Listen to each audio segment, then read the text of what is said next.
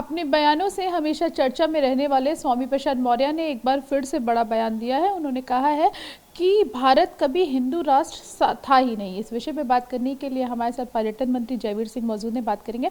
Sir, ये बताइए, स्वामी प्रसाद मौर्य ने फिर कहा है कि भारत कभी हिंदू राष्ट्र था ही नहीं। मौर्य जी के बयानों को कभी गंभीरता से आप लेते हैं क्या?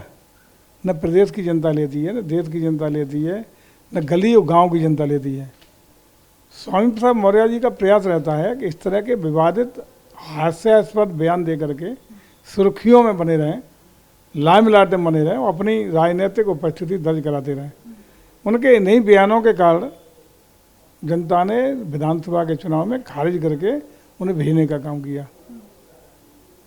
ठीक है, अपने बयानबाजी से चर्चा में आप चर्चा कर रही हैं, अच्छी बात है। बोले इस बयान का कोई मतलब नहीं है, कोई औचित्य नहीं है। प्रामाणिक साक्ष्यों तथ्यों के आधार पर साइंटिफिक बेस पे सत्य है कि भारत का सनातन संस्कृति, सनातन परंपराएं, सनातन देश के रूप में सबसे पुराना इतिहास है। सबसे पुरानी हमारी वैदिक संस्कृति थी, है और हमेशा रहेगी।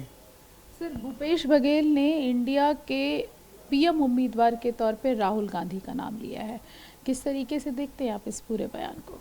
अच्छा है, उनके जो विपक्ष का जो गठबंधन है वो उसे स्वीकार कर ले, स्वागत करेंगे हम लोग, हमें क्या दिक्कत है। तो तैयार हैं आप लोग? हाँ, हम लोग तो चाहते हैं, अच्छा है, विपक्ष स्वीकार करें। चूँकि नीतियों रीतियों कार्यक्रम के आधार पर हम चुनाव लड़ रहे हैं। जनता की स्वीकार्यता आदरणीय मोदी जी और योगी जी के प्रति है। पूरे देश की जनता आदरणीय मोदी पे विश्वास इसलिए कर रही है कि चंद्रयान 3 की सफलता का जो इतिहास बना है, आज विश्व पटल पर प्रथम देश दक्षिणी ध्रुव पर सॉफ्ट लैंडिंग करने वाला पहला देश भारत बना है। साइंस टेक्नोलॉजी के क्षेत्र की बात हो, अनुसंधान की बात हो, आर्थिक मोर्चे पर 5वीं विश्व की बड़ी आर्थिक शक्ति बनने की बात हो, आंतरिक वायु सुरक्षा की बात हो, हमारी गरीब कल्याण योजनाओं की बात हो, डेवलपमेंट की बात हो, इंफ्रास्ट्रक्चर को तेज़ी से बढ़ाने की बात हो, देश ने ऊंचाइयों पर पहुंचने का काम किया है।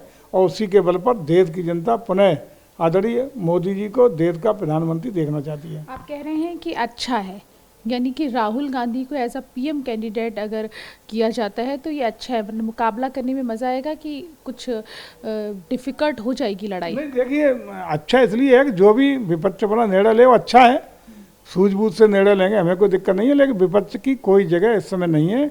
आदरणीय मोदी जी की नीतियों रीतियों कार्यक्रम को लेकर पूरा देश प्रभावित है और इस समय कोई स्कोप नहीं है। 2024 में पुनः प्रचंड बहुमत के साथ आदरणीय मोदी के नेतृत्व में कमल खिलेगा।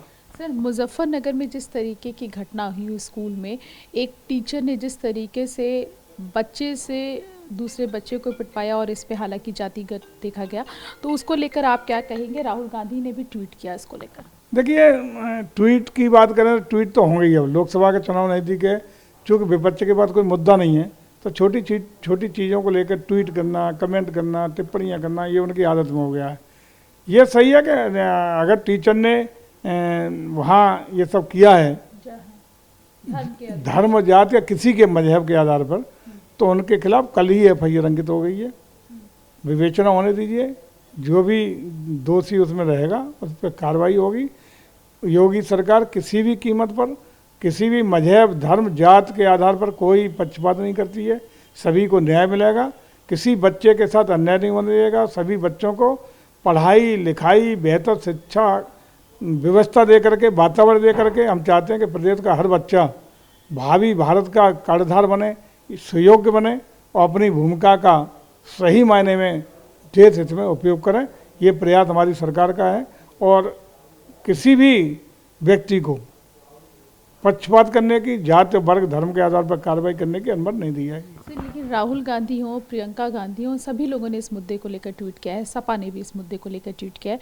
तो आपको लगता है कि ये जो घटना है ये काफ़ी बड़ी हो गई है? क्योंकि ट्वीट से घटनाएं बड़ी नहीं होती, घटना का संज्ञान लेके तुरंत कार्रवाई ये महत्वपूर्ण होता है। संज्ञान लिया गया जिला प्रशासन के द्वारा, तत्काल उस पर FIR दर्ज तभी होती है कोई घटना होती है। घटना का संज्ञान लेते हुए FIR दर्ज कराई गई है और आप निश्चिंत रहिए कि उसमें जो भी दोषी होगा न्यायोचित उसमें प्रभावी तरीके से विवेचना होगी और विवेचना के निष्कर्ष के आधार पर प्रभावी कार्रवाई सुनिश्चित होगी। बात करने के लिए। कैमरामैन सुभाष के साथ प्रीति श्रीवास्तव, टीवी9।